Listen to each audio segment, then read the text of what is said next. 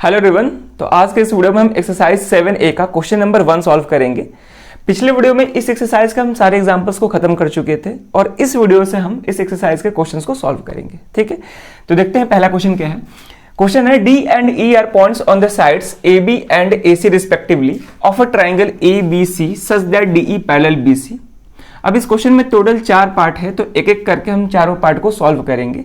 तो पहला पार्ट देखते हैं। पहला पार्ट में है कि if AD is equal to 3.6 centimetre, AB is equal to 10 centimetre, AE is equal to 4.5 centimetre, find EC and AC। ठीक है, तो इस क्वेश्चन में हमको एक ट्राइंगल दिया हुआ है, ट्राइंगल ABC, जिसमें DE BC के पैरेलल है और यहाँ पे कुछ साइड्स के लेंथ दिए हुए हैं और कुछ साइड्स के लेंथ हमें पता करना है, फाइंड करना है। ठीक है, तो यहाँ पे हमें AD का लेंथ दिया हुआ है, AB का लेंथ दिया हुआ है, AE का लेंथ दिया हुआ है, हमें EC और AC फाइंड करना है। ठीक है, अब ध्यान से देखेंगे कैसे सॉल्व करेंगे।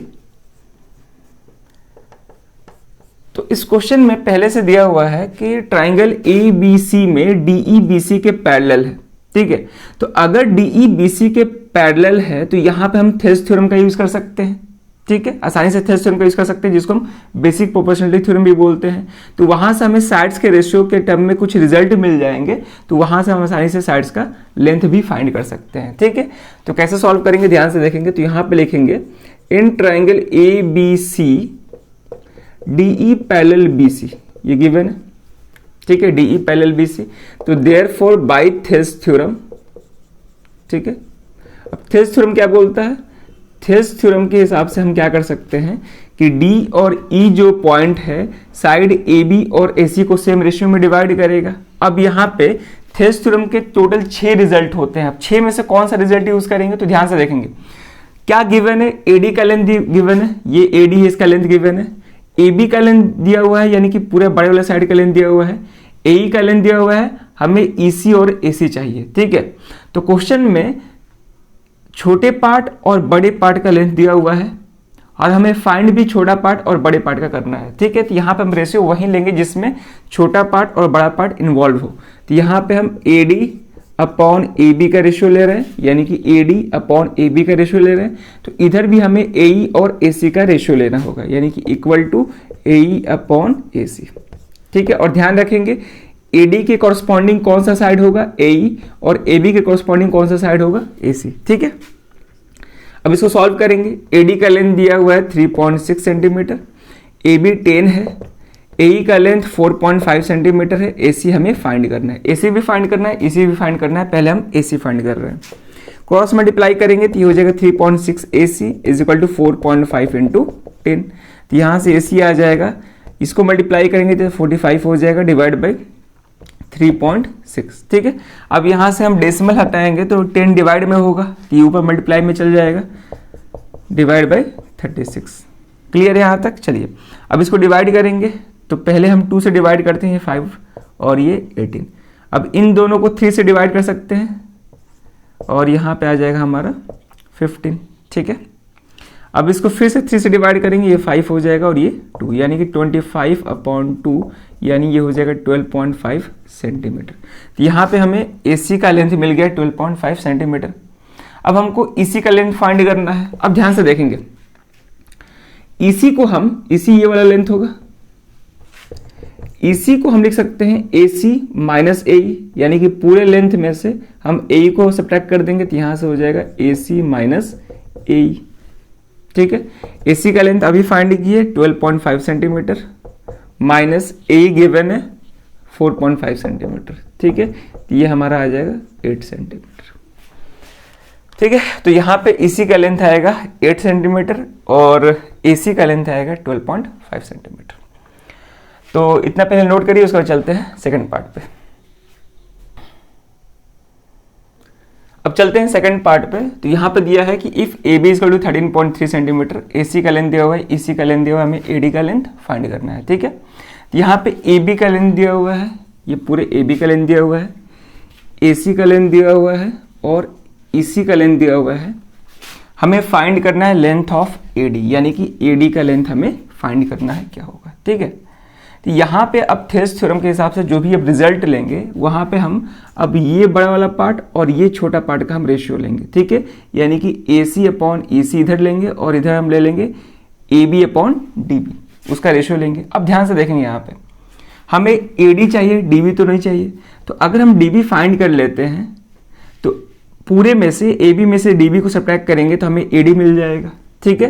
तो यहाँ पे हम पहले DB फाइंड करेंगे। तो कैसे करेंगे ध्यान से देखेंगे, यहाँ भी y लिखेंगे in triangle ABC DE parallel BC, therefore by Thales theorem या फिर बेसिक प्रोपोर्शनलिटी थ्योरम, ठीक है।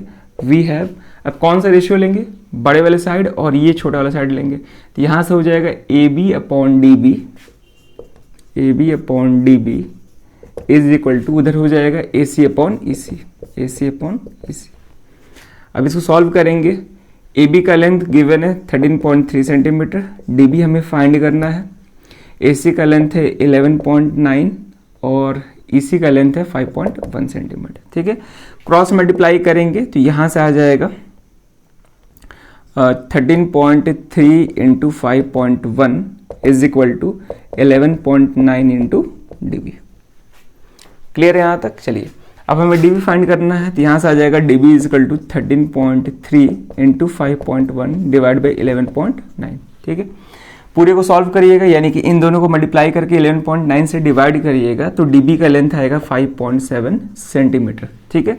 मल्टीप्लाई और डिवाइड करके चेक कर लीजिएगा, 5.7 सेंटीमीटर आएगा। ये तो DB का लेंथ आ गया।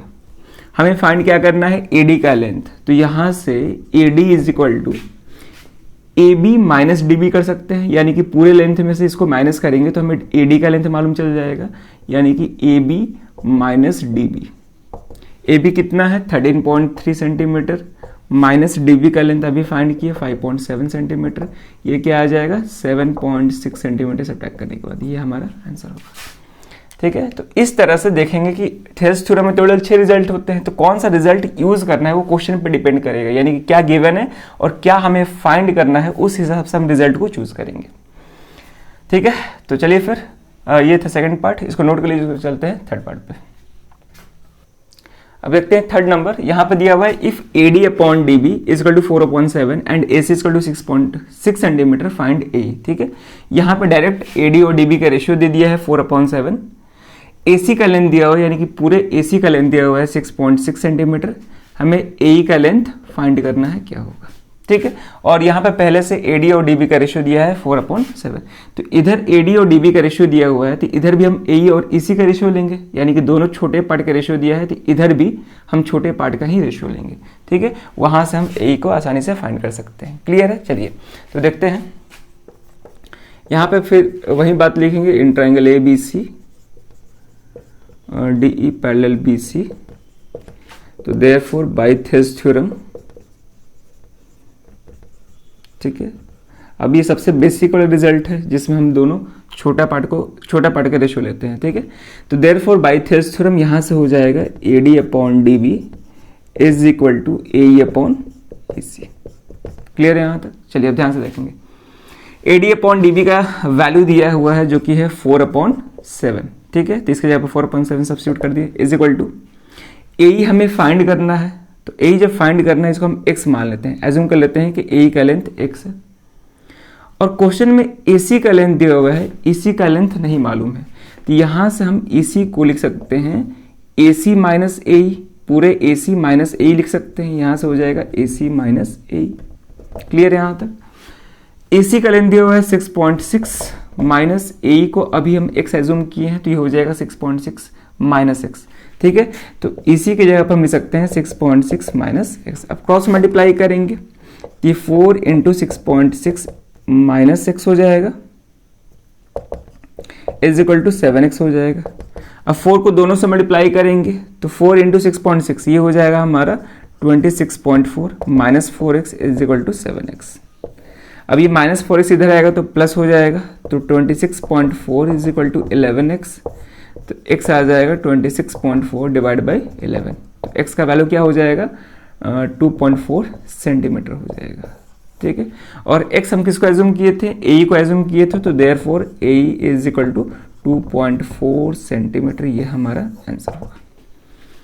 क्लियर है? तो इस तरह से इस क्वेश्चन को सॉल्व करना था। अब लास्ट पार्ट बचा है, इसको नोट कर लीजिए, इसको चलते हैं लास्ट पार्ट पे। अब देखते हैं फोर्थ पार्ट। तो इसमें दिया हुआ है कि if AD upon AB is equal to 8/15 and AC is equal to 3.5 centimetre, find A। ठीक है, तो यहाँ भी हमें AD और AB का रेशियो दिया हुआ है। ठीक है, AD और AB का रेशियो दिया हुआ है, AC का लेंथ गिवन है, हमें फाइंड करना है लेंथ ऑफ AE का लेंथ फाइंड करना है। ठीक है, चलिए तो देखते हैं। फिर वहीं लिखेंगे in triangle ABC DE parallel to BC, therefore by Thales theorem. ठीक है, अब यहाँ पे रेशियो क्या दिया हुआ है, AD अपॉन AB, तो ये एक रेशियो लेंगे AD अपॉन AB। ठीक है, तो यहाँ पे अब इस साइड AD के कॉरस्पॉन्डिंग कौन है, AD के कॉरस्पॉन्डिंग AE है, तो यहाँ पे AE लेंगे, और AB के कॉरस्पॉन्डिंग AC है, तो यहाँ पे हम AC ले लेंगे। ठीक है ना, यानी कि AD अपॉन AB और AE अपॉन AC का हम यहाँ पे रेशियो लिए हैं। क्लियर है? चलिए अब ध्यान से देखेंगे। AD अपॉन AB का रेशियो दिया हुआ है जो कि 8/15 है, इज इक्वल टू AE हमें फाइंड करना है, इसको हम x मान लेते हैं। AC का लेंथ नहीं गिवन है, हमें AC का लेंथ गिवन है। ठीक है ना, तो यहां से हम AC का लेंथ फाइंड कर सकते हैं। AC is equal to, AC को हम AE प्लस AC लिख सकते हैं, AE प्लस EC।